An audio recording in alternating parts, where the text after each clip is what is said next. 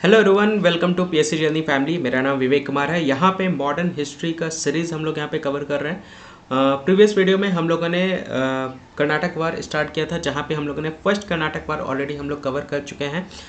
इस वीडियो में हम लोग आज के वीडियो में हम लोग सेकेंड कर्नाटक वार हम लोग यहाँ पे कवर करने जा रहे हैं। और ये सेकेंड कर्नाटक वार जो है वो बेसिकली 1749 से 1754 के बीच में ये आपका फ्रांसीसी ईस्ट इंडिया कंपनी और ब्रिटिश ईस्ट इंडिया कंपनी के बीच में ये आपका युद्ध हुआ था। तो पूरा डिटेल में हम लोग ये युद्ध के बारे में हम लोग कवर करते हुए चलेंगे। एक बात का ध्यान रखिएगा, यहाँ पे आपको जो बहुत अच्छी बात है कि आपको जो कंटेंट्स आपको प्रोवाइड किए जाएंगे ये बोथ लैंग्वेज में आपको प्रोवाइड किए जाएंगे, यानी इंग्लिश और हिंदी दोनों में आपको नोट्स प्रोवाइड किए जाएंगे। तो किसी भी तरह का कोई भी प्रॉब्लम नहीं होगा। अगर आप हिंदी मीडियम के स्टूडेंट हैं तो आपको हिंदी में भी आपको सारे नोट्स यहाँ पे अवेलेबल है। इंग्लिश में भी अगर आप इंग्लिश मीडियम से बिलोंग करते हैं तो इंग्लिश में भी यहाँ पे आपको कंटेंट अवेलेबल आपको यहाँ पे देखने को मिलेंगे। ठीक है, तो किसी भी तरह का कोई भी कन्फ्यूजन नहीं होगा। बहुत बारीकी से चीज़ों को एक्सप्लेन करता हुआ चलूंगा, ताकि एक तरह से आपका प्रीलिम्स के साथ साथ मेंस का भी पोर्शन भी आपका सेकंड कर्नाटिक वार से रिलेटेड आपका कवर हो सके। और जितनी बातें मैं आपको बताऊंगा वो सारी बातें मोर देन अनफ है आपके इस टॉपिक से रिलेटेड, आपके एग्जामिनेशन पॉइंट ऑफ व्यू से। ठीक है, तो सेकंड कर्नाटक वार की शुरुआत करने के पहले मैं आपको पहले ओवरव्यू यहाँ पे आपको बता देता हूँ। ये कर्नाटक वार जो है वो आपका सीरीज है, मिलिट्री कॉन्फ्लिक्ट था, सैन्य युद्ध आपको देखने को मिलेगा मिड 18th सेंचुरी में, जो कि फ्रांस ईस्ट इंडिया कंपनी और ब्रिटिश ईस्ट इंडिया कंपनी के बीच में आपका हो रहा था, ताकि अपना एकाधिकार को भारत में क्या कर सके, स्थापित कर सके। ठीक है, अपना वर्चस्व को स्थापित किया जा सके। ये दोनों देशों के बीच में, फ्रांस और इंग्लैंड के बीच में ये आपका युद्ध चल रहा था। जहाँ पे प्रीवियस वीडियो में ऑलरेडी हम लोगों ने फर्स्ट कर्नाटक वार ऑलरेडी हम लोगों ने कवर कर लिया है, जहाँ पे फ्रांस ईस्ट इंडिया कंपनी ने डिफीट किया था ब्रिटिश ईस्ट इंडिया कंपनी को। फ्रांस ईस्ट इंडिया कंपनी का जो नेतृत्व कर रहे थे वो गवर्नर लॉर्ड डुप्लेक्स थे, और ब्रिटिश ईस्ट इंडिया कंपनी का जो नेतृत्व कर रहे थे वो रॉबर्ट क्लाइव थे। तो ऑलरेडी हम लोगों ने प्रीवियस वीडियो में इसके बारे में जान लिया है। तो व्यापारिक एकाधिकार को प्राप्त करने को लेकर के, व्यापारिक प्रतिस्पर्धा को प्राप्त करने को लेकर के भारत में ये युद्ध आपको देखने को मिलेगा फ्रांस और अंग्रेज के बीच में। तो अभी फिलहाल सबसे पहले इस को शुरुआत करने के पहले ओवरव्यू में आपको बताता हुआ चलता हूँ इस युद्ध में क्या क्या प्रीलिम्स पॉइंट ऑफ व्यू से इंपॉर्टेंट है, वो थोड़ा सा आपको ध्यान में रखते हुए चलना है। तो this is second Karnataka war, this is second Karnataka war, दूसरा कर्नाटक युद्ध 1749 से 1754 यहाँ पे आपको देखने को मिलेगा। ठीक है, और इसको दूसरा नाम से भी जाना जाता है सेकेंड एंग्लो फ्रेंच स्ट्रगल। ठीक है, या फिर आप इसको कह सकते हैं सेकेंड ब्रिटिश फ्रेंच स्ट्रगल। ठीक है, यहाँ पे इस युद्ध में ये युद्ध आपको ध्यान में रखते हुए चलना है 1749 से 1754 तक चला था। जो पहला बेसिकली कर्नाटक वार था वो 1748 में समाप्त हो गया था, 1748 में समाप्त हो गया था। और ठीक एक साल बाद 1749 से ये दूसरा कर्नाटक युद्ध आपका स्टार्ट हो गया था फ्रांस और अंग्रेज के बीच में। और यहाँ पे BEIC, यहाँ पे actually France east India company का पूरा वर्चस्व था, लेकिन जैसा कि हम लोगों ने शुरुआत में ही बता दिया था कि फ्रांस ईस्ट इंडिया कंपनी एक गवर्नमेंट कंपनी थी। ये ध्यान रखिएगा, एक सरकारी कंपनी थी, पीछे से सरकार का उनके ऊपर दबाव होता था, सरकार जैसा चाहती थी वैसा फ्रांस ईस्ट इंडिया कंपनी से करवाती थी भारत में। तो एक तरह से आपका जो था उनके हाथ बंधे थे, फ्रांस ईस्ट इंडिया कंपनी के हाथ बंधे थे, जबकि ब्रिटिश ईस्ट इंडिया कंपनी की तरफ से ऐसा कुछ भी कोई भी प्रॉब्लम नहीं था। उल्टा सरकार जो है, ब्रिटिश सरकार जो है वो इनका सहायता ही देती थी, सपोर्ट करती थी। तो यहाँ पे जिसके वजह से ब्रिटिश ईस्ट इंडिया कंपनी ने डिफीट किया था फ्रांस ईस्ट इंडिया कंपनी को। ब्रिटिश ईस्ट इंडिया कंपनी के तरफ से जो नेतृत्व कर रहे थे वो रॉबर्ट क्लाइव थे, और फ्रांस ईस्ट इंडिया कंपनी की तरफ से जो नेतृत्व कर रहे थे वो लॉर्ड डुप्लेक्स थे। ठीक है, लॉर्ड डुप्लेक्स थे। ठीक है, क्लियर। तो थोड़ा सा मैं आपको ओवरव्यू बताता हूँ, फिर हम लोग इस लेक्चर के बारे में डिस्कस करते हुए चलेंगे। ठीक है, 1748 की अगर हम लोग बात करें, देखिए ध्यान से समझिएगा, 1748 में हैदराबाद के निज़ाम आसफ जाह की मृत्यु हो गई थी। आसफ जाह का देहावसान हो जाने के बाद उनके पुत्र, उनके 2 पुत्र थे, ये ध्यान रखिएगा, उनके 2 पुत्र थे। एक पुत्र का नाम था मुजफ्फर जंग, एक पुत्र का नाम क्या था, मुजफ्फर जंग। दूसरे पुत्र का क्या नाम था, नासिर जंग, ये ध्यान रखिएगा, नासिर जंग। तो आसफ जाह की जब मृत्यु हुई थी, तो मृत्यु होने के बाद, आसफ जाह की मृत्यु होने के बाद उनके पुत्र मुजफ्फर जंग और नासिर जंग के बीच में उत्तराधिकार का युद्ध शुरू हो गया कि कौन उत्तराधिकार संभालेगा, कहाँ का, हैदराबाद का। कहाँ का है ये, हैदराबाद का। ठीक है, दोनों के बीच में युद्ध शुरू हो गया उत्तराधिकार को लेकर के। 1748 की बात यहाँ पे की जा रही है। ठीक है, ठीक उसी समय कर्नाटक में भी वैसा ही स्थिति आपकी बनी हुई थी। कर्नाटक के जो नवाब थे अनवरुद्दीन तथा कर्नाटक के जो नवाब थे, कर्नाटक के जो नवाब थे, ठीक है, नवाब जो थे अनवरुद्दीन, ठीक है, कर्नाटक के नवाब कौन थे, अनवरुद्दीन, ठीक है, अनवरुद्दीन, और तथा जो मोहम्मद अली के दामाद चंदा साहब, याद रखिएगा, चंदा साहब के बीच भी कर्नाटक के उत्तराधिकार के लिए यहाँ पे भी इनके बीच में युद्ध छिड़ गया। ठीक है, अनवरुद्दीन तथा चंदा साहब के बीच में यहाँ पे उत्तराधिकार को लेकर के यहाँ पे भी युद्ध छिड़ गया। कहाँ पे, कर्नाटक में। देखिए युद्ध दोनों जगह छिड़ा है, एक हैदराबाद में भी छिड़ा है, एक कर्नाटक में भी छिड़ा है। यहाँ के उत्तराधिकार को लेकर के हैदराबाद में जो युद्ध छिड़ा है वो मुजफ्फर जंग और नासिर जंग के बीच में है, जबकि कर्नाटक में जो युद्ध छिड़ा है कर्नाटक के नवाब अनवरुद्दीन तथा चंदा साहब के बीच में उत्तराधिकार को लेकर के यहाँ पे युद्ध छिड़ गया है। ठीक है, तो ये उत्तराधिकार के युद्ध में अंग्रेजी और फ्रांसीसियों ने भी बढ़ करके यहाँ पे हिस्सा लिया। अंग्रेज और फ्रांसीसियों ने भी खुल करके यहाँ पे भाग लिया। अंग्रेजों ने क्या किया, देखिए इंग्लिश जो ब्रिटिश जो थी वो किसका साथ दे रही थी, ब्रिटिश जो थी वो बेसिकली नासिर जंग का साथ दे रही थी। मैं यहाँ पे ब्रैकेट में लिख देता हूँ ताकि आप लोग समझ सकें। ब्रिटिश जो थी वो नासिर जंग का साथ दे रही थी, और इधर जो थी ये हैदराबाद में इनका साथ दे रही थी, और कर्नाटक में अनवरुद्दीन का साथ दिया। यहाँ पे ब्रिटिश अनवरुद्दीन का साथ दे रही थी, जबकि फ्रांसीसी ने किसका साथ देना स्टार्ट किया, मुजफ्फर जंग, और इधर चंदा साहब का इन्होंने साथ देना स्टार्ट किया इस युद्ध में। ठीक है, और यही कारण था एक बार फिर से वापस से अंग्रेज और फ्रांस आमने सामने थे। उत्तराधिकार को लेकर के हैदराबाद और कर्नाटक को लेकर के दोनों यूरोपीय शक्ति आपस में लड़ पड़ी, और 1749 में बेसिकली तंजावुर में भी उत्तराधिकार का युद्ध शुरू हो गया। तंजावुर याद रखिएगा, 1749 में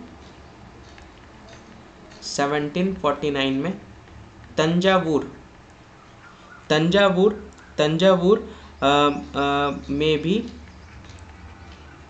उत्तराधिकार का युद्ध शुरू हो गया। ये ध्यान रखिएगा, शुरू हो गया। ठीक है, इस युद्ध में अंग्रेजों ने भाग लिया और बेसिकली देवी कोट्टाई नामक क्षेत्र को अपने अधिकार में ले लिया। देवी कोट्टाई याद रखिएगा, तंजावुर में भी युद्ध शुरू हो गया, और देवी कोट्टाई क्षेत्र जो थे वो अपने अंदर में ले लिया। देवी कोट्टाई बेसिकली कहाँ पे, शिवगंगा डिस्ट्रिक्ट तमिलनाडु में पड़ता है। वो वाला एरिया जो है वो बेसिकली अंग्रेजों ने अपने में ले लिया, और जिसकी वजह से फ्रांसीसियों ने अंग्रेजों का विरोध करना शुरू कर दिया। ठीक है, क्लियर।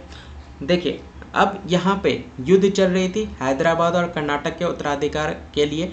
तो मुजफ्फर जंग और चंदा साहब का साथ दे रहा था फ्रांसीसी ईस्ट इंडिया कंपनी, और नासिर जंग और अनवरुद्दीन का साथ यहाँ पे ब्रिटिश ईस्ट इंडिया कंपनी के द्वारा दिया जा रहा था। तो फ्रांसीसी गवर्नर जो थे डुप्लेक्स, ठीक है, उन्होंने चंदा साहब और मुजफ्फर जंग के साथ संधि करने के पश्चात, ठीक है, सत्ता को किस तरह से हासिल करना है उसका प्लान बनाया, और इन दोनों की सहायता उन्होंने की, और कर्नाटक के नवाब अनवरुद्दीन पर आक्रमण कर दिया। इन दोनों की सहायता से चंदा साहब और मुजफ्फर जंग की सहायता से जो कर्नाटक के नवाब है अनवरुद्दीन के खिलाफ दोनों ने आक्रमण कर दिया और अनवरुद्दीन को यहाँ पे पराजित भी कर दिया। अनवरुद्दीन को यहाँ पे पराजित भी कर दिया। कहाँ पे पराजित किया? यहाँ पे देखिए, आपको यहाँ पे देखने को मिलेगा बैटल ऑफ अंबर में। बैटल ऑफ अंबर में अनवरुद्दीन और चंदा साहब और मुजफ्फर जंग, ये दोनों ने यहाँ पे दोनों मिल करके अनवरुद्दीन पर आक्रमण किया अंबर में। ठीक है, दोनों ने आक्रमण किया अंबर में और इस युद्ध को यहाँ पे जीत लिया। अनवरुद्दीन को यहाँ पे बेसिकली पराजित करके उनको मार दिया जान से।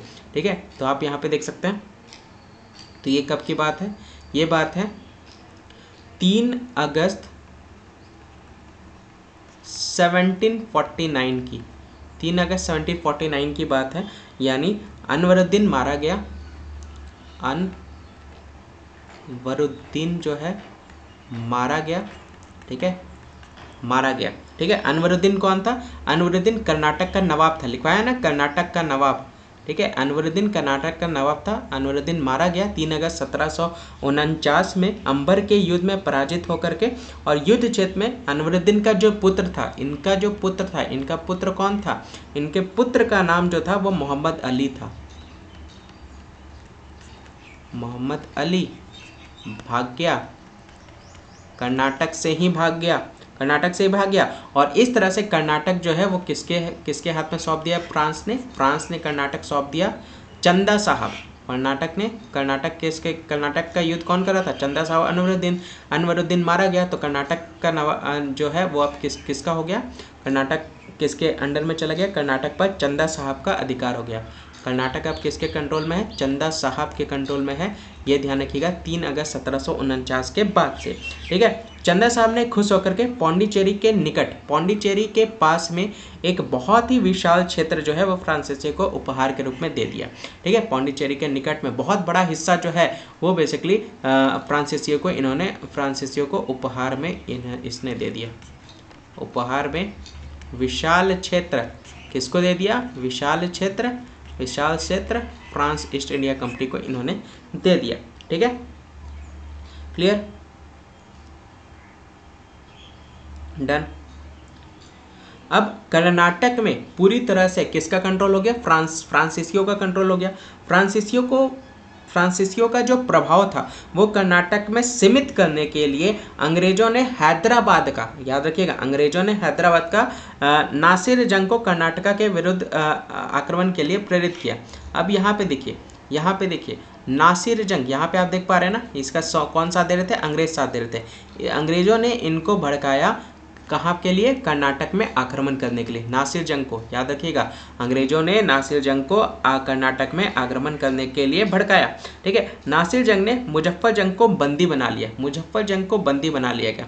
ये मुजफ्फर जंग जो था ना, इसको बंदी बना लिया गया नासिर जंग के द्वारा। नासिर जंग ने मुजफ्फर जंग को बंदी बना लिया और इस समय डुप्लेक्स ने कूटनीति का सहारा इनके द्वारा लिया गया और नासिर जंग के सैन्य अधिकारियों को प्रलोभन करके, इसके जो सैन्य अधिकार थे ना, जो इनकी मिलिट्री पावर थी, उनको अपने में मिला लिया।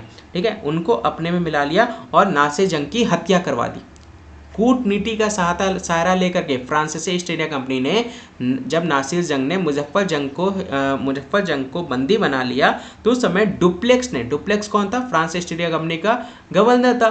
तो लॉर्ड डुप्लेक्स ने क्या किया? नासिर जंग की जो बेसिकली जो सैन्य पावर थी, सैन्य शक्तियाँ थी, सैन्य अधिकारी था, उसको लालच दे करके, प्रलोभन करके उसको अपने में मिला लिया और नासिर जंग की हत्या करवा दी। नासिर जंग की हत्या करवाने के बाद अब यहाँ पे हैदराबाद में तो अब कोई कंपटीटर बचा नहीं मुजफ्फर जंग का, तो हैदराबाद किसको सौंप दिया गया? मुजफ्फर जंग को सौंप दिया गया। अब हैदराबाद किसके कंट्रोल में चला गया? हैदराबाद चला गया मुजफ्फर जंग के कंट्रोल में। ठीक है, क्लियर हो रहा है, समझ में आ रही सारी बातें।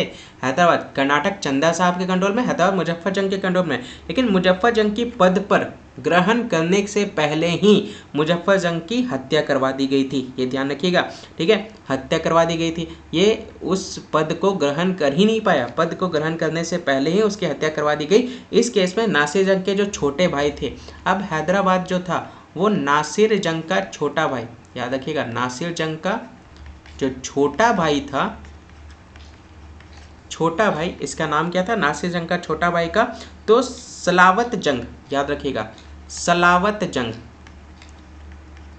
सलावत जंग को हैदराबाद का नवाब बना दिया गया, हैदराबाद का नवाब बना दिया गया, ठीक है। कोई ऑप्शन में बचा नहीं, आपका नासिर जंग भी मारा गया, मुजफ्फर जंग भी मारा गया, दोनों की हत्या हो गई। अब नासिर जंग का जो छोटा भाई था सलावत जंग, उसको हैदराबाद का नवाब बना दिया गया था, ठीक है। और सलावत जंग जो थे वो उन्होंने क्या किया, जो फ्रांस ईस्ट इंडिया कंपनी है उसको नॉर्थ प्रोविंस उपहार में दे दिया, उत्तरी भाग, उत्तरी प्रदेश प्रदान में दे दिया, नॉर्थ स्टेट जो था, उत्तरी प्रदेश, ठीक है, उत्तरी प्रदेश जो है वो बेसिकली प्रदान कर दिया। कौन, सलावत जंग। सलावत जंग कौन था, नासिर जंग का छोटा भाई था, नासिर जंग का छोटा भाई था, ये ध्यान रखते हुए चलेगा, ठीक है, क्लियर, डन। यहाँ तक चीज़ें समझ में आई, यहाँ तक चीज़ें समझ में आई। ये 1750 तक की चीज़ें चल रही हैं, यहाँ पे 1750 तक की चीज़ें चल रही हैं, ठीक है। अब क्या हुआ, अब त्रिचन्नापल्ली पर घेराबंदी अंग्रेजों ने और फ्रांस ने शुरू कर दिया, ठीक है। रॉबर्ट क्लाइव ने गवर्नर सैंडर्स को कर्नाटक की राजधानी आर्काट पर आक्रमण करने की सलाह दी, ठीक है। तो रॉबर्ट क्लाइव ने गवर्नर सैंडर्स को मद्रास में सैंडर्स को गवर्नर बनाया गया था। सैंडर्स कौन था, सैंडर्स, यहाँ पे ध्यान से समझिएगा, गवर्नर सैंडर्स कौन थे, ये मद्रास के गवर्नर थे, याद रहेगा, मद्रास के गवर्नर थे। कब बनाया गया था इनको मद्रास का गवर्नर, इनको बनाया गया था 1751 में, ठीक है। तो रॉबर्ट क्लाइव ने गवर्नर सैंडर्स को कर्नाटक की राजधानी आर्काट पर आक्रमण करने की फैसला दी, आर्काट पर, ये ध्यान रखिएगा, राजधानी आर्काट पर आक्रमण करने का फैसला किया। 1751 में ही क्लाइव ने आर्काट पर विजय प्राप्त कर ली, ठीक है। तो क्लाइव ने आर्काट याद रखिएगा, आर्काट क्या है, आपका कर्नाटक की राजधानी है। आर्काट जो है, आर्काट पर विजय पा ली थी, याद रखिएगा। 1751 में ही किसने विजय पाई थी, तो ये पाई थी क्लाइव ने, ठीक है, क्लाइव ने विजय पा ली थी, ये ध्यान रखिएगा। जब जैसे ही चंदा साहब को इस बात का खबर मिला, चंदा साहब कौन था, चंदा साहब के पास कौन सा एरिया था, कर्नाटक का एरिया था। तो कर्नाटक का कैपिटल यानी कर्नाटक की राजधानी आर्काट, जैसे ही चंदा साहब को पता चला कि रॉबर्ट क्लाइव के अंदर चला गया, तो उसने अपने पुत्र रजा खान के नेतृत्व में, याद रखिएगा, रजा खान के नेतृत्व में, चंदा साहब का पुत्र का नाम क्या था, रजा खान, याद रहेगा, रजा खान किसका पुत्र था, चंदा साहब का पुत्र था, याद रखिएगा। चंदा साहब का पुत्र को नेतृत्व करके आर्काट में भेजा गया ताकि वहाँ पर जो है क्लाइव से वो आर्काट वापस से ले ले। तो आर्काट पहुंचने के बाद उसने वहाँ पे घेराबंदी कर दी थी, आर्काट में क्लाइव को घेर लिया था और दबाव बनाने में सफल भी हो गया था। वहाँ पे आर्काट को दबाव बनाने में सफल भी लगा दिया, लेकिन तभी वहाँ पे क्लाइव की सहायता करने के लिए वहाँ पे मेजर लॉरेंस पहुँच गए। मेजर लॉरेंस की अध्यक्षता में एक अंग्रेजी सेना क्लाइव की सहायता करने को वहाँ पे पहुँच गई। मेजर लॉरेंस, याद रखिएगा, यहाँ पे सपोर्ट करने के लिए पहुँच गई किसका, क्लाइव का, जिसके वजह से रजा खान को व्यवस्थापूर्वक वहाँ से पीछे हटना पड़ा, ठीक है। रजा खान को वहाँ से खाली हाथ लौटना पड़ा, ठीक है। तो आर्काट पे जब जीत हासिल कर ली गई थी रॉबर्ट क्लाइव के द्वारा और लॉरेंस ने अपने कदम फिर आगे बढ़ाए और 1751 में ही चंदा साहब तथा फ्रांसीसी कमांडर लॉ को पराजित कर त्रिचन्नापल्ली पर अधिकार कर लिया। त्रिचन्नापल्ली पे जो बेसिकली कंट्रोल जो था वो फ्रांसीसियों का था, तो वहाँ पर चंदा साहब और फ्रांसीसिया के जो कमांडर लॉ थे उनको वहाँ पे पराजित किया और त्रिचन्नापल्ली जो है 1751 में ही अंग्रेजों ने अपने अधिकार में ले लिया है, ठीक है। तो उस समय चंदा साहब वहाँ से भाग निकले थे, लेकिन उसके बाद उनकी हत्या कर दी गई थी, ठीक है। वहाँ से भागने के बाद चंदा साहब की हत्या कर दी गई थी और उनके जगह पे मोहम्मद अली को कर्नाटक का नवाब बनाया गया। अब 1751 में कर्नाटक का नवाब कौन था, कर्नाटक का नवाब कौन था, याद रखिएगा, उनकी जगह पे कर्नाटक का नवाब अब किसको बनाया गया? मोहम्मद अली, याद रखिएगा, मोहम्मद अली को बनाया गया, मोहम्मद अली को बनाया गया, ये ध्यान रखिएगा। देखिए जो फ्रांसीसी गवर्नर डुप्लेक्स ने पूरी तरह से दबाव बना रखे थे अंग्रेज़ों के ऊपर, ठीक है, अंग्रेज़ों के ऊपर उन्होंने पूरी तरह से दबाव बनाए हुए थे। 1753 में फिर से तिरुचिरापल्ली का घेरा डाला गया, याद रखिएगा, फिर से तिरुचिरापल्ली पर घेरा डाला गया। 1753 में अंग्रेजी और फ्रांसीसियों की जीत का सिलसिला चलता रहा। फ्रांस की सरकार डुप्लेक्स की लगातार संघर्ष की नीति से तंग आ गई थी, ठीक है, फ्रांस की सरकार जो थी वो पूरी तरह से डुप्लेक्स के द्वारा जो नीति की जा रही थी उससे तंग आ गई थी, इसलिए डुप्लेक्स को फ्रांस वापस बुलाने का निर्णय लिया गया फ्रांस सरकार के द्वारा वापस उसको फ्रांस बुलाने का निर्णय लिया गया। डुप्लेक्स को फ्रांस बुला लिया गया तथा उसकी जगह पे गोडाहू, याद रखिएगा, गोडाहू, ठीक है, गवर्नर नियुक्त किया गया, किसका? France east India company. कब की बात कही जा रही है? 1753। अब इनको जो था, इनको दूर दूर तक राजनीति से कोई लेना, मतलब कोई ज्ञान था ही नहीं, ठीक है। भारत में अपना पद संभालने के साथ ही अंग्रेजों के साथ इन्होंने क्या किया? इन्होंने समझौता कर लिया, आते के साथ अंग्रेजों के साथ इन्होंने समझौता कर लिया। और 1755 में किसकी हुई? देखिए ये जो युद्ध था पूरी तरह से फ्रांसीसियों के कंट्रोल में था, लेकिन जो फ्रांस की सरकार थी सिर्फ उसके वजह से जब उन्होंने लॉर्ड डुप्लेक्स को अपने वापस फ्रांस बुला लिया, जिसके वजह से फ्रांसीसियों का जो दबदबा था धीरे धीरे कमज़ोर पड़ने लगा और अंग्रेजी अपनी शक्ति वापस से स्थापित करने लगे भारत में। और उसके बाद ये युद्ध जो है वो सीधा सीधा अंग्रेज़ों की तरफ मुड़ गया, यानी अंग्रेज़ों के द्वारा इस पर विजयी पाई गई। 1755 में ट्रीटी हुआ, संधि हुई, किस चीज़ की हुई? ट्रीटी ऑफ पौंडीचेरी, याद रखिएगा, ट्रीटी ऑफ पौंडीचेरी। यहाँ पे जो गोडहू आए थे, जो गवर्नर थे फ्रांस ईस्ट इंडिया कंपनी, वो आते के साथ यहाँ पे समझौता कर लिया अंग्रेजों के साथ और उन्होंने पौंडीचेरी की संधि यहाँ पे साइन की और ड्यूटी कर्नाटक युद्ध जो है वो यहाँ पे समाप्त हुआ, ठीक है। और अंग्रेज और फ्रांसीसियों के द्वारा जो एक दूसरे के जो प्रदेश थे, जो विजय किए गए थे, वो वापस करना पड़ा इस संधि के तहत। ये जो युद्ध चल रहा था, देखिए ये पूरा कर्नाटक युद्ध था, मैंने आपको एक ओवरव्यू पूरा आपको बता दिया कि दूसरा कर्नाटक युद्ध में क्या क्या हुआ था। आई होप आपको क्लियर हुआ होगा। अभी हम लोग लेक्चर्स कवर करेंगे, प्रॉपर नोट्स आपको इंग्लिश हिंदी में प्रोवाइड किया जाए, जो बातें बताई गई है वो सारे नोट्स में भी आपको अवेलेबल हैं। आगे हम लोग डिस्कस करते हुए चलेंगे लाइन बाय लाइन सारी बातों को। फिलहाल ओवरव्यू सभी को समझ में आया क्या क्या चीज़ें हम लोग यहाँ पे डिस्कस कर रहे हैं। अगर नहीं क्लियर होगा एक बार आप वापस से लेक्चर देख लीजिएगा, क्लियर होता हुआ चलेगा। यहाँ पे इस युद्ध में डुप्लेक्स के द्वारा जो फ्रांसीसियों का नेतृत्व किया जा रहा था उसमें अंग्रेज पर वो पूरी तरह से हावी हो चुके थे, ठीक है। लेकिन युद्ध के अंतिम समय में ही फ्रांस ईस्ट इंडिया कंपनी की तरफ से डुप्लेक्स को वापस बुला लिया गया था, जिसके वजह से फ्रांसीसियों का जो प्रभाव था अंग्रेज पर वो घटने लगा और जिसके वजह से जो भारत में डुप्लेक्स की जो सफलता थी वो खाक में मिल गई और रॉबर्ट क्लाइव का महत्व जो है वो फिर से वापस से बढ़ने लगा भारत में। पौंडीचेरी की संधि के द्वारा अंग्रेजों ने ये सब कुछ प्राप्त कर लिया, जिसके प्राप्ति के लिए डुप्लेक्स के नेतृत्व में फ्रांसीसी प्रयासरत थी। तो ये सारे ध्यान रखिएगा और इस तरह से कर्नाटक का युद्ध जो था वो समाप्त हुआ। और द्वितीय कर्नाटक युद्ध में साफ जाहिर होता था कि आने वाला जो समय जो है वो सीधा अंग्रेजों के मतलब अंग्रेजों का है, ये साफ यहाँ पे जाहिर हो रहा था। तो बैटल ऑफ अंबर में देखा हम लोगों ने अनवरुद्दीन, चंदा साहब मुजफ्फर मिल करके अनवरुद्दीन को इस बैटल में इन्होंने हराया था, ठीक है। चंदा साहब गॉट कर्नाटक थ्रोन, देखिए चंदा साहब को कर्नाटक का शासक बना दिया गया था। मुजफ्फर जंग को हैदराबाद का शासक बनाया गया था, ठीक है। Masulipatnam and 20 lakh in cash, जिसमें यहाँ पे आप देख सकते हैं इसमें 20 लाख रुपए कैश दिया गया। मसूलीपट्टनम का भी जो था वो डुप्लेक्स के अंदर, फ्रांस गवर्नर के अंदर में आ गया था।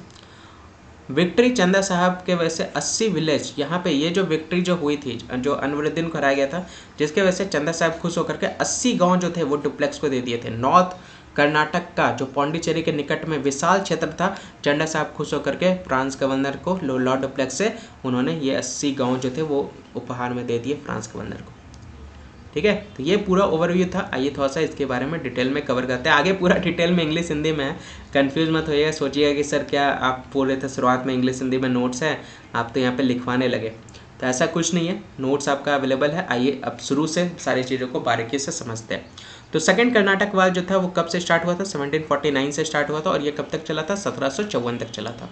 ये वन ऑफ द 3 कर्नाटक वार है जो कि 18वीं सेंचुरी के मिड में ये आपका लड़ा गया था। 18वीं शताब्दी के मध्य में ये लड़े गए थे। 3 कर्नाटक युद्ध में से ये एक था, ठीक है। सेकंड कर्नाटक वार जो था वो इंग्लिश और फ्रांस के बीच में जो बेसिकली लड़ा गया था, जो कि जो रिजल्ट किसका था, जो यूरोप में जो युद्ध चल रहा था ना, तो दूसरा कर्नाटक युद्ध जो था अंग्रेजों और फ्रांसीसियों के बीच जो लड़ा गया था, यूरोप में पुराने प्रतिद्वंदियों थे, यानी यूरोप में ये युद्ध चला था अंग्रेजों और फ्रांसीसियों के बीच में, जो कि हम लोगों ने पहले कर्नाटक वार में भी कवर किया था। यूरोप में पहले अंग्रेज और फ्रांस के बीच में ये युद्ध चल रहा था, जिसका रिजल्ट आपको जब यहाँ पे लोगों को पता चला अंग्रेज और फ्रांस को कि यूरोप में फ्रांस और अंग्रेज लड़ रहे हैं, जिसकी वजह से भारत में भी वो लोग क्या करने लगे? लड़ने लगे। भारत में भी वो लोग लड़ने लगे।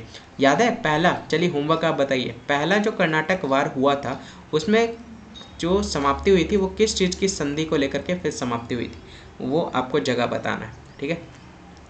Karnataka war were fought in the Karnataka region. Karnataka वार कहाँ पे हुआ था? कर्नाटक रीजन, कर्नाटक क्षेत्र में बेसिकली ये आपका बेसिकली ये युद्ध हो रहा था। Peninsular South India region between Eastern Ghats and Bay of Bengal. तो कर्नाटक युद्ध कर्नाटक क्षेत्र यानी पूर्वी घाट और बंगाल की खाड़ी के बीच प्राय द्वीपीय दक्षिणी भारतीय क्षेत्र में ये लड़े गए थे। ये ध्यान रखिए, दक्षिण भारतीय क्षेत्र में ये लड़े गए थे, ठीक है, ये युद्ध उस टाइम पे। सेकेंड कर्नाटक वार जो है was due to the struggle for power in the kingdom of Hyderabad by the Indian claimants who were sided by the British and France. तो ये दूसरा कर्नाटक युद्ध भारतीय दावेदारों द्वारा हैदराबाद राज्य में सत्ता के लिए संघर्ष के लिए था, जो ब्रिटिश और फ्रांस के पक्ष में थे। आप देख सकते हैं हैदराबाद राज्य में सत्ता को हासिल करने के लिए हैदराबाद और कर्नाटक, हैदराबाद में किसके बीच लग रहा था? तो अभी हम लोगों ने डिस्कस किया है हैदराबाद में जो आपका मुजफ्फर जंग थे और नासिर जंग के बीच में हैदराबाद की सत्ता को प्राप्त करने के लिए बेसिकली ये युद्ध आपका लड़ा जा रहा था। ये ध्यान रखते हुए चलेगा, ठीक है। The war concluded with the treaty of Pondicherry, ठीक है। ये वार 1754 में पौंडीचेरी की संधि के साथ युद्ध समाप्त हुआ और अंग्रेजों ने कर्नाटक क्षेत्र पर प्रभुत्व प्राप्त कर लिया, यानी British get dominance over the Karnataka region. ये ध्यान रखते हुए चलेगा, ठीक है। क्या कारण था? द्वितीय कर्नाटक युद्ध के कारण क्या थे? Cause of the second Karnataka war with the victory of the first Karnataka war. प्रथम कर्नाटक युद्ध में जीत के साथ डुप्लेक्स, मैंने आपको बताया था ना, पहला कर्नाटक युद्ध में विजयी कौन हुआ था? फ्रांस ईस्ट इंडिया कंपनी ने डिफीट किया था ब्रिटिश ईस्ट इंडिया कंपनी को। कहाँ पे? पहला कर्नाटक युद्ध में।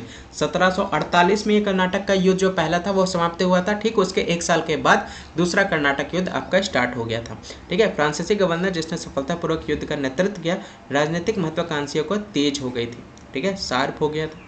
अब पहला कर्नाटक युद्ध देखिए 1742 तक, जैसे हम लोगों ने प्रीवियस वीडियो में भी मैंने आपको बताया था, फ्रांसीसी का यहाँ पे कोई भी इंटरेस्ट नहीं था व्यापार करने को लेकर, मतलब सत्ता उत्तराधिकार को लेकर के, ठीक है। बिजनेस स्ट्रैटेजी उनका कुछ भी नहीं था, बिजनेस प्लान कुछ भी नहीं था यहाँ पे उनका। 1742 के पहले सिर्फ और सिर्फ उनका जो 1664 से 1742 तक का जो सफर था वो सिर्फ और सिर्फ यहाँ पे ट्रेड को लेकर के था, व्यापार को लेकर के था। लेकिन 1742 के बाद उनका माइंड चेंज हुआ और वो यहाँ पे उत्तराधिकार करने को लेकर के बेसिकली उनका मन बदला और वो भी यहाँ पे बिजनेस प्लान करने का प्लान कर रहे थे और यहाँ पे अंग्रेजों को कम्पीट करने का प्लान कर रहे थे, भारत में पूरी तरह से अपना सत्ता को स्थापित करना चाह रहे थे, ठीक है। Dupleix started looking for opportunity to interfere in the local politics and thereby increase the French power in India.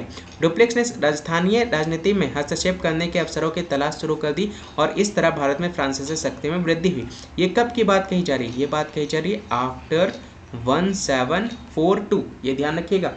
He also planned this in order to defeat the England। इसी बहाने उन्होंने ये जब शुरू कर दिया था तलाश किस तरह से वो भारत में अपना सत्ता को स्थापित करें, तो उन्होंने अंग्रेजों को हराने के लिए भी इसकी योजना बनाई थी। लॉर्ड डुप्लेक्स के द्वारा बहुत माइंड गेमर थे, वो बहुत अच्छे से प्लान करते थे और बहुत अच्छे से उसको एग्जीक्यूट करते थे। एक टाइम के लिए थे अंग्रेज भी इनके माइंड को लेकर के बहुत ज़्यादा हार भी गए थे, जो इनकी जो तीव्रता थी जीत को लेकर के, प्लानिंग को लेकर के। The main cause for the second Karnataka war was the political unrest in Hyderabad and Karnataka. दूसरे कर्नाटक युद्ध का मुख्य कारण क्या था? हैदराबाद और कर्नाटक में राजनीतिक अशांति जो थी वो थी, जो हम लोगों ने यहाँ पर डिस्कस किया। देखिए उत्तराधिकार को लेकर के हैदराबाद का उत्तराधिकार और कर्नाटक के उत्तराधिकार को लेकर के बेसिकली जो अशांति थी हैदराबाद और कर्नाटक में, उसके उत्तराधिकार को प्राप्त करने को लेकर के, वहाँ के नवाब बनने को लेकर के, वहाँ पे फ्रांस ईस्ट इंडिया कंपनी और ब्रिटिश ईस्ट इंडिया कंपनी आमने सामने वापस से आई दूसरे कर्नाटक युद्ध में, ताकि इसका वो भी मज़ा ले सके और वो भी इसका हिस्सा हो सके।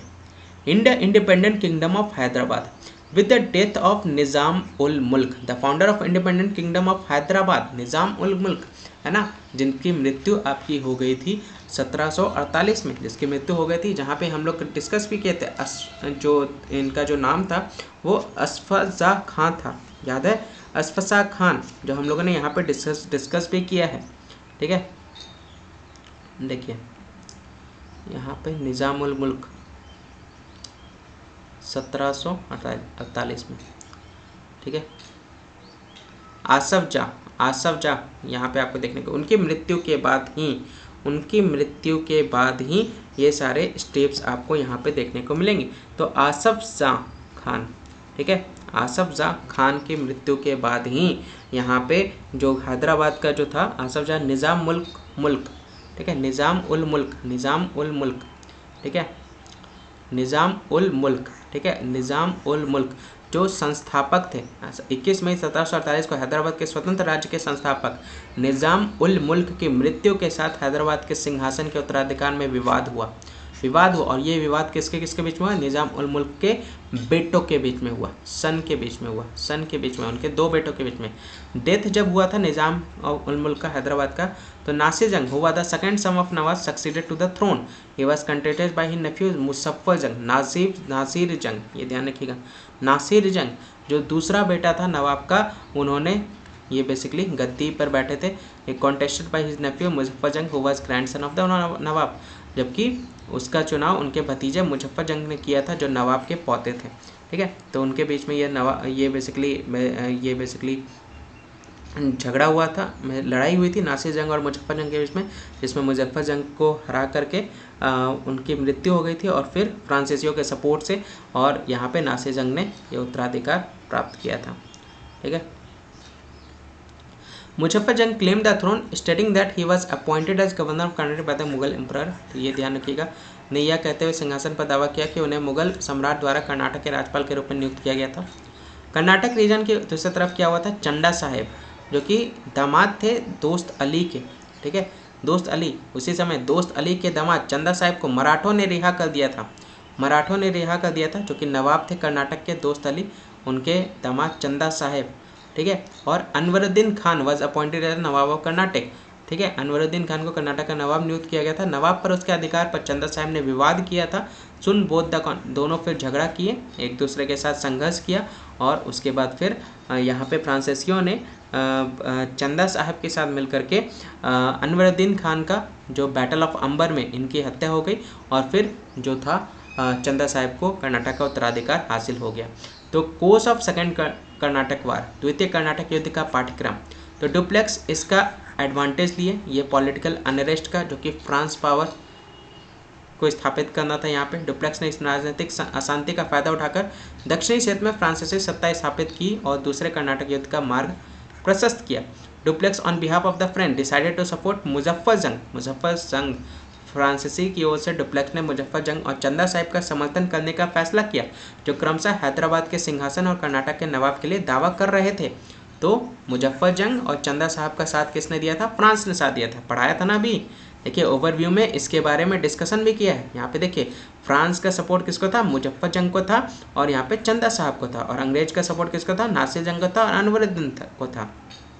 ठीक है, सारा चीज़ मैंने अभी ओवरव्यू में आपको बताया, वही सारी चीज़ें यहाँ पे आपको डिटेल में इंग्लिश और हिंदी दोनों में आपको प्रोवाइड की जा रही है। तो आई होप आपको ये लेक्चर्स पसंद आ रहे होंगे। शेयर करें इसको ज़्यादा, हर ग्रुप्स में शेयर करें, ताकि बाकी लोग भी इसको ज्वाइन कर सके, इस वीडियो को देख सके, चैनल को सब्सक्राइब कर सके, और इस तरह के और लेक्चर्स आप बहुत अच्छे तरीके से डिटेल में प्राप्त कर सकते हैं। कोई भी बुक आपको उठाने की ज़रूरत नहीं है, कोई भी बुक मेरे नोट से पढ़े, मोर देन अनफ है, ये ध्यान रखते हुए चलिए। ठीक है, तो डुप्लेक्स ने क्या किया, फ्रांस की ओर से डुप्लेक्स ने मुजफ्फर जंग और चंदा साहब का समर्थन करने का फैसला किया जो क्रमशः हैदराबाद के सिंहासन कर्नाटक के नवाब के लिए दावा कर रहे थे। The English supported the claims of Nasir Jung and Anwaruddin. अंग्रेज किसका साथ दे रहे थे? नासिर जंग और अनवरुद्दीन का, ये ध्यान रखिएगा, नासिर जंग और अनवरुद्दीन का साथ दे रहे थे। तब जाकर के क्या हुआ? बैटल ऑफ अंबर, अंबर की लड़ाई, याद रखिएगा। चलिए होमवर्क है आपका, बताइएगा ये अंबर जगह कहाँ पे, लोकेशन कहाँ पे जहाँ पे ये युद्ध हुआ था? ये वेलोर के पास है, फिलहाल ध्यान रखिएगा। अगस्त 1749 में ये युद्ध हुआ फ्रांस और अंग्रेज के बीच में, ये ध्यान रखिएगा। वेलोर के पास फ्रांसीसी अंग्रेजों के बीच में ये लड़ी गई थी और इसमें क्या हुआ? फ्रांसीसी मुजफ्फर जंग और चंदा साहब की संयुक्त नेताओं ने युद्ध में अनवरुद्दीन को हराया और मार डाला। अब फ्रांस की जो कूटनीति थी, जो लॉर्ड डुप्लेक्स की कूटनीति थी, उसमें क्या किया उन्होंने? मुजफ्फर जंग और चंदा साहब की जितने भी सेना थी, संयुक्त सेना के द्वारा यहाँ पे अनवरुद्दीन के खिलाफ उनको आक्रमण कराया और अनवरुद्दीन को हरा करके उनको जान से मार दिया। अनवरुद्दीन, अब जो कंपटीशन जो था अनवरुद्दीन का कर्नाटक में लेकर के, ठीक है, कर्नाटक में अनवरुद्दीन और आपका कंपटीशन चंदा साहब के बीच में था। अनवरुद्दीन मारा गया तो अब सत्ता किसके पास जाएगी? अब सत्ता जाएगी चंदा साहब के पास। तो Muzaffar Jang became the subedar of Deccan, तो सूबेदार डेक्कन का सूबेदार बन गया और he rewarded the services of France in the war. उसने युद्ध में फ्रांसीसियों की सेवाओं को पुरस्कृत किया। He rewarded the services of France in the war, ये ध्यान रखते चलेगा। Dupleix was appointed as the governor of all the Mughal territories, यानी डुप्लेक्स को उन सभी मुगल क्षेत्रों का राज्यपाल नियुक्त किया गया जो कृष्णा नदी के दक्षिण में थे। डुप्लेक्स को appointed as the governor of all Mughal territories, जो रिवर कृष्णा के किनारे जितने भी आपके क्षेत्र थे वहाँ पे गवर्नर नियुक्त कर दिया गया डुप्लेक्स को। Some of the districts in the northern Circars they surrendered to the France, उत्तरी सरकार के कुछ जिलों को फ्रांसीसियों के हवाले कर दिया गया, ठीक है। A French army under the leadership of Bussy was stationed at Hyderabad in order to secure the French interest. फ्रांसीसी हितों की रक्षा के लिए बस्सी के नेतृत्व में एक फ्रांसीसी सेना हैदराबाद में तैनात थी, ठीक है। 1751 में Chanda Sahib became the nawab of Karnataka, Chanda Sahib Karnataka के नवाब बन गए 1751 में। Robert Clive failed to provide effective assistance to Mohammad Ali the son of Anwaruddin who took refuge in Tiruchirappalli. Robert Clive Anwaruddin के छोटे बेटे मोहम्मद अली को प्रभावी सहायता प्रदान करने में विफल रहा, जिसने तिरुचिरापल्ली में शरण ली थी। अब 1751 में Robert Clive came up with a plan for counter move, यानी काउंटर मूव करने के लिए योजना बनाई रॉबर्ट क्लाइव ने। उन्होंने चंदा साहिब को तिरुचिरापल्ली से हटाने के लिए चंदा साहिब को राजधानी आरकोट पर अचानक हमले का सुझाव दिया। अचानक हमले यानी कर्नाटक का अचानक हमला किया गया आरकोट पर और वहाँ पे बेसिकली वो क्षेत्र को हासिल कर लिया गया रॉबर्ट क्लाइव के द्वारा। ये न्यूज़ जब चंदा साहिब को पहुंचा, Robert Clive plan but well concept, यानी उनकी जो योजना थी वो सुविचारित थी। He attacked and capture the Arcot, यानी आरकोट को उन्होंने 210 लोगों के साथ हमला किया और कब्जा कर लिया और 53 दिनों तक उसे घेर लिया था। 53 दिन तक उसको घेर लिया था आरकोट को, कर्नाटक का राजधानी, याद रखिएगा। चंदा साहब को जब ये न्यूज़ मिला, Chanda Sahib was not able to recover the fort, यानी चंदा साहब किले को पुनः प्राप्त करने में सक्षम नहीं थे। उन्हें 1752 में मोहम्मद अली को द्वारा मार डाला गया था। तो he was executed by Mohammad Ali in 1752। 1752 में बेसिकली मोहम्मद अली द्वारा वो मारे गए थे, ये ध्यान रखते चलिएगा। चंदा साहब वो रिकवर नहीं कर पाए फोर्ट को, ये ध्यान रखिएगा, ठीक है। क्लियर हो रहा है, समझ में आ रहा है? ये सारी चीज़ें अभी मैंने ओवरव्यू आपको बताई थी, ओवरव्यू के बाद अभी डिटेल में आपको सारी चीज़ें बता रहा हूँ, ठीक है। चलिए, रिजल्ट क्या रहा? द्वितीय कर्नाटक युद्ध का परिणाम क्या रहा? 1754 में बहुत ही फाइनेंशियल लॉस हुआ सेकंड कर्नाटक वार के बाद। दूसरा कर्नाटक युद्ध में भारी वित्तीय नुकसान के परिणाम स्वरूप फ्रेंच ऑथोरिटीज रिकॉल डुप्लेक्स। इस नुकसान के बाद फ्रांसीसी अधिकारियों ने डुप्लेक्स को वापस बुला लिया। गोदेहू, याद रखिएगा, गोदेहू को भारत में फ्रांसीसी संपत्ति के गवर्नर जनरल के रूप में नियुक्त किया गया था। तो गवर्नर जनरल नियुक्त कर दिया गया डुप्लेक्स के जगह पे गोदेहू को। गोदेहू नेगोशिएटेड विद द इंग्लिश, गोदेहू जैसे ही भारत आए उन्होंने अंग्रेज अधिकारियों के साथ नेगोशिएट किया, ठीक है, उनके साथ उन्होंने बातचीत की। गोदेहू ने अंग्रेजी अधिकारियों के साथ बातचीत की और 1754 में अंग्रेजी के साथ पौंडीचेरी की संधि के रूप में जानी जाने वाली शांति संधि पर समापन किया। शांति संधि हुई ट्रीटी ऑफ पौंडीचेरी रिजल्ट के रूप में सेकंड कर्नाटक वार का, जिसमें दोनों कंपनियों के तरफ से, दोनों देशों के तरफ से जो उनके द्वारा विजयी प्रदेश थे वो वापस लौटा दिए गए थे। इस संधि के उपरांत जो विजित प्रदेशों को वापस कर दिया गया, दोनों ने, अंग्रेजों और फ्रांसीसियों ने एक दूसरे को वापस कर दिया। और ट्रीटी ऑफ पौंडीचेरी 1754 में हुआ था, याद रखिएगा। ये सेकेंड कर्नाटक वार का रिजल्ट था, ठीक है। At the end of second Karnataka war the treaty of Pondicherry was signed and it had the following provision. तो ये हस्ताक्षर किए गए और इसमें निम्नलिखित प्रावधान थे। France and English decided not to interfere in the internal affairs of the Indian rulers. यानी फ्रांसीसी और अंग्रेजों ने भारतीय शासकों के आंतरिक मामलों में हस्तक्षेप नहीं करने का निर्णय लिया। इस संधि का एक ये पॉइंट था। French army station in Hyderabad under Bussy was allowed to stay. यानी बुस्सी के अधीन हैदराबाद में तैनात फ्रांसीसी सेना को रहने दिया गया, ठीक है। बुस्सी में रह रही थी ना, वहीं पे उनको रहने दिया गया। Both way left with the territories occupied by them at the time of signing the treaty. संधि पर हस्ताक्षर करने के समय दोनों को उनके कब्जे वाले क्षेत्रों के साथ छोड़ दिया गया था, ठीक है। At the end of second Karnataka war, तो दूसरे कर्नाटक युद्ध के अंत में, the English acquired dominance in Karnataka by installing their candidate Mohammad Ali as the nawab of Karnataka. अंग्रेजों ने अपने उम्मीदवार मोहम्मद अली को कर्नाटक के नवाब के रूप में स्थापित करके कर्नाटक में प्रभुत्व हासिल कर लिया। मोहम्मद अली कौन थे? मोहम्मद अली आपके अनवरुद्दीन के बेटे थे। अनवरुद्दीन, यहाँ पे अभी हम लोगों ने पढ़ा था ना, अनवरुद्दीन, याद है? देखिए, Mohammad Ali the son of Anwaruddin जिनको बैटल ऑफ अंबर में हराया था नासिर जंग और मुजफ्फर जंग ने, ठीक है।